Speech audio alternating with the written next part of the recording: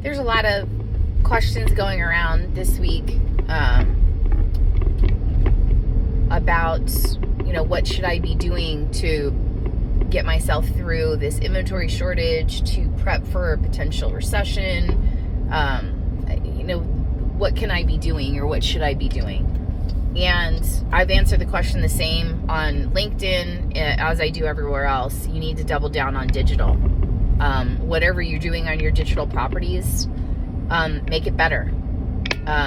For your website, it needs to be a fully responsive, mobile-first design with thumbable click-to-action buttons for your profit centers. So if you have a website, when you look at it on mobile and like your banners look really small, or the text is, unreadable because it's in a different font or whatever, that means you have an adaptive site.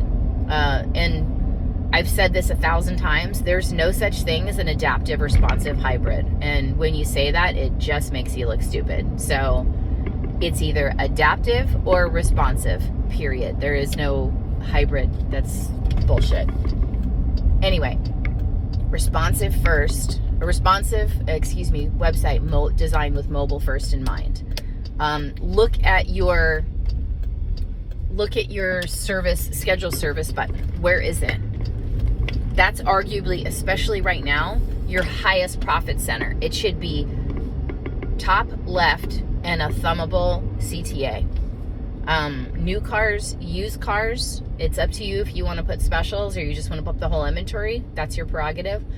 If you put the new and used, I would absolutely put another button that's for specials, and that should take them to kind of like a door in your website, for lack of a better word, that goes to new vehicle specials, used vehicle specials, certified pre-owned specials, service specials, part specials, and then they can pick their specials from there.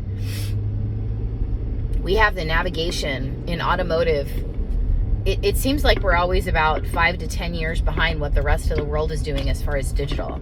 And I've sincerely had website providers tell me that a holistic on-site search isn't important.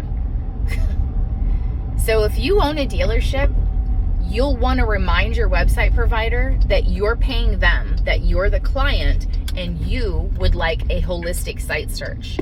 Your on-site search, and this is another part that's exceedingly important in addition to your thumbable CTAs, your on-site search should allow the shopper to search anything that your business does, like every other business website in the world. A GoDaddy website, you can create a holistic site search.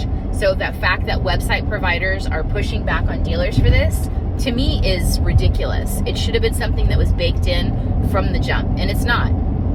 So if you have a website provider that's telling you, hey, that we don't search fixed ops terms. What?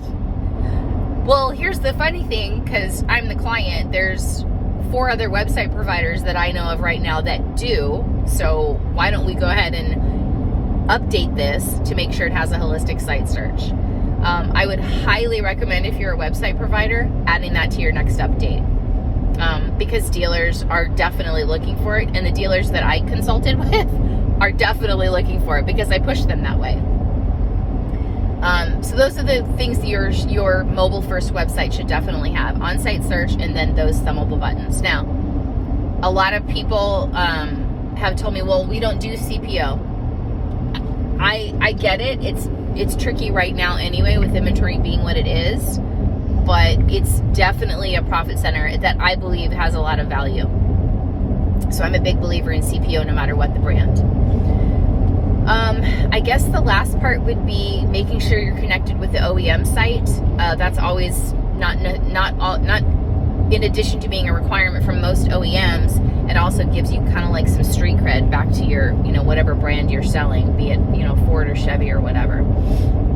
So that's definitely at the bottom. And I know a lot of companies want to put 3 or 4 paragraphs of SEO at the bottom of the homepage to, and just that nobody reads. It's just for SEO value, of course. But think of it in terms of how much good is that doing for your site other than Google bots? Like, what is the user interface? We've got to get away with, we've got to trick the Google bots. We've got to trick, Google search into prioritizing our site. Why not just make a really good website? And I mean, I'm not saying anything that's electric here. I mean, digital marketers have been saying that to people for years, but let's just make a mobile first site that's designed with users in mind instead of trying to trick the robots. And that part will come because you'll get the relevance score because more people are going to your site because it's user friendly, because they can find the information they want, because they are getting to where they need to go to schedule service, to find parts, to find a CPO car or whatever quickly and easily. You've made the process so simple on the site that's going to take care of itself. So that's my challenge for this week.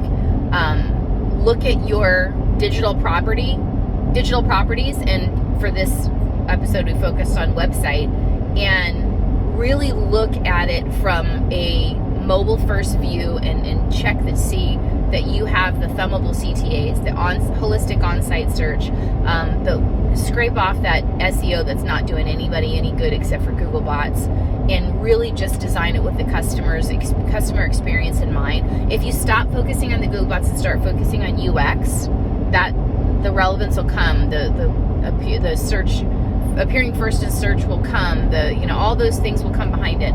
But design it with the user in mind. Design it with and if you're still looking at your website on your desktop at your desk in the store, you're not getting a user experience. You need to ask your friends and family, your employees to ask their friends and family, hey, would you go to our website and would you kind of, navigate around it and tell me what your thoughts are? And I guarantee you they're going to tell you it's clunky, it's clumsy, I can't find this that I was looking for. Why doesn't your on-site search everything you do?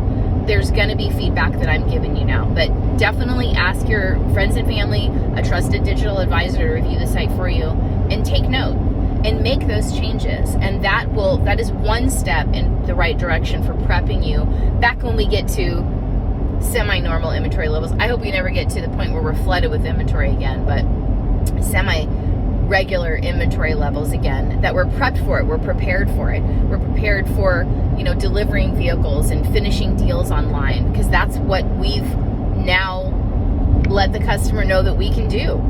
And Highline's been doing that for 20 years or more. So it's not new to the domestic and the Asian brand. It's not new to Highline. It's new to the domestic and Asian brands to do the whole purchase online, to some of them. But it's not new to Highline. It's not new to car shoppers.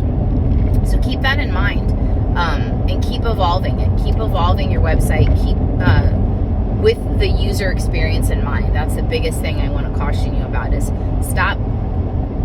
We as marketers, we get so caught up in the weeds on, we got to have a better SEO strategy here, and this page doesn't have enough robust SEO, and we used all these buzzwords we throw around, when really we should just be designing a great mobile experience for a customer to come to our site and navigate to what they want, get in and out quickly, and move on from there. Stop making the purchase so painful, and people will want to do it more. We continue to make the purchase so freaking painful. That's why people are so, anti-car dealership, because we just do everything we can to slow everything down and make the purchase as painful as possible. Just remove that pain point, and that business and that money will follow. Thanks, everyone. Happy selling.